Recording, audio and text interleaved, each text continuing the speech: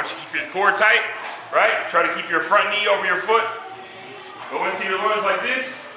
Go into your lunge like this. Okay? All the way down. Let's go. Come on. Workouts at this Kansas City, Kansas gym are part of the curriculum for these justice-involved juveniles. Chest up, chest up. Each semester, up to 40 young men in the KCK school district between the ages of 12 and 18 come under the tutelage of Heartland 180, a nonprofit organization teaching character education, emphasizing core values and life skills. Reflection is something that you do to learn from your own mistakes. Tyrone Weaver is a lead facilitator for this program called Growing into Manhood. I really believe that every kid is a diamond in the rough. You just got to find somebody to shine you off and give you those tools, right? So that's why I grind, because we serve kids that nobody deals with. And I want to go where the need is. And the need is our kids in our community. And it's because of this 1-2 combination of people like Tyrone Weaver and nonprofits like Heartland 180 that KDOC provides funding through grants to further support these young people. 8 of those grants are specific for juveniles that are in the juvenile justice system. And they're for different programs ranging from substance abuse to behavioral health to mentoring or academic support, whatever that community might need. It's very good about helping the community to identify a need and then providing the funding to meet that need and provide services there. The kids that we serve are justice involved, and a lot of times those kids are forgotten, or a lot of times a lot of people don't want to invest their money in those guys. If we know exactly where the money is and we know exactly how we can spend it, then we can identify those kids, right? And that's the beauty of having KDOC back us. We know exactly who we need to identify and how to identify them. And those funds help us help these system-involved kids. And it also helps us reduce the recidivism rate, right? Keeping those kids out of jail, because that's ultimately what we want to do. We want to keep them out of the system, right? So we give them, you guys help us keep them out, right? Keeping young people out of prison is also what drives Max Mendoza, the founder of Heartland 180.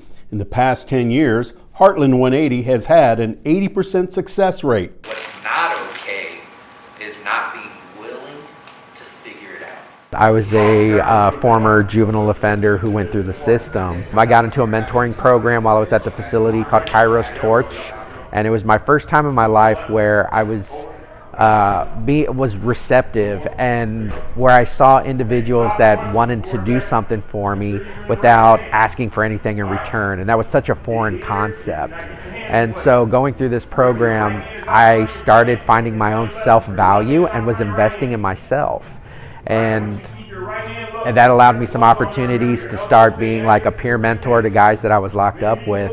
And I remember I was giving my testimony to a young man at the chapel one day, to a group of young men. And after I was done, this young man came up to me and he goes, "Man, I just heard my entire life story come out of your mouth.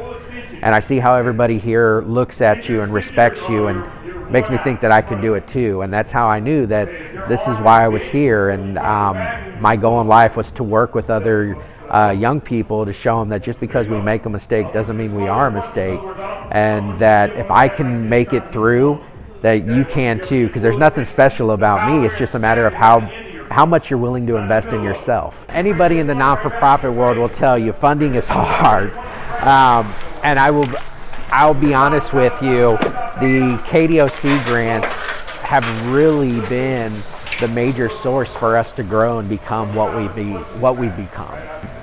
The KDOC funding has allowed us to go from just an after-school program to having multiple community program sites and to serve my entire county. Learning to write a grant is not easy. One of the keys is understanding to write in ways to prove the program meets a community need and is evidence-based. At the same time, making sure all the I's are dotted and T's are crossed. Because how you word something can affect how your grant, comes out. And so being able to educate yourself on the right language to use and how to word things and what is it that the grantor is looking for, those are really big, important pieces in writing grants. And so I do have to say, when we had questions, being able to reach out to KDOC staff to be able to ask those questions. The webinars were very helpful, but it really boils down to that education. You have to educate yourself to be able to know how to write those grants. KDOC is pleased to say that if you have an organization that helps juveniles in your community, we ask that you check our website to see if there's a grant that matches your work to help justice-involved juveniles. Our website is doc.ks.gov. From there, go to the gold tab that says Juveniles. Click it, then click on the section that says Grant Opportunities. Some of the grants are targeted towards community supervision agencies. So the grants there help support like training staff, training programs, maybe paying for positions that are doing a certain program for a limited amount of time, really supporting those community agencies that are providing that direct supervision to the youth in the community. Other grants are more geared towards programs and organizations outside of the juvenile justice world. And those can be substance abuse treatment, mental health treatment, academic success, mentoring. There are some that are like day reporting centers. And then there's a lot of those that are encompassing more than one. It's not just one thing they're doing. We have things like athletic programs that also partner with some sort of cognitive behavioral therapy or mentoring, or academic, school assistance, stuff like that. Whenever new grants come out, there's always a contact person now. And so I think when individuals see that, reach out to them. I think sometimes there's some hesitancy of reaching out to KDOC, and I think if there was a way to where we can build those relationships with KDOC and the communities in general, maybe that could help. But I do know, like I say, a lot of the stuff comes down to those, you have to feel comfortable to ask the questions. Somebody asked me what was my greatest accomplishment, and I said helping every kid and getting them to success. And then he asked me what my greatest fear is, that I know I can't, right? I hope I can plant a seed in them that eventually will grow maybe 10 to 15 years down the line. Like, I know we have the opportunity to plant the seed, and that's all I want to do, plant a seed of hope, right? We plant the seed, and hopefully it grows to where we know it can be, right? And where it can lead is a brighter future as young people complete a 180 turn, 1 degree at a time, as stated in the mission statement for Max's nonprofit.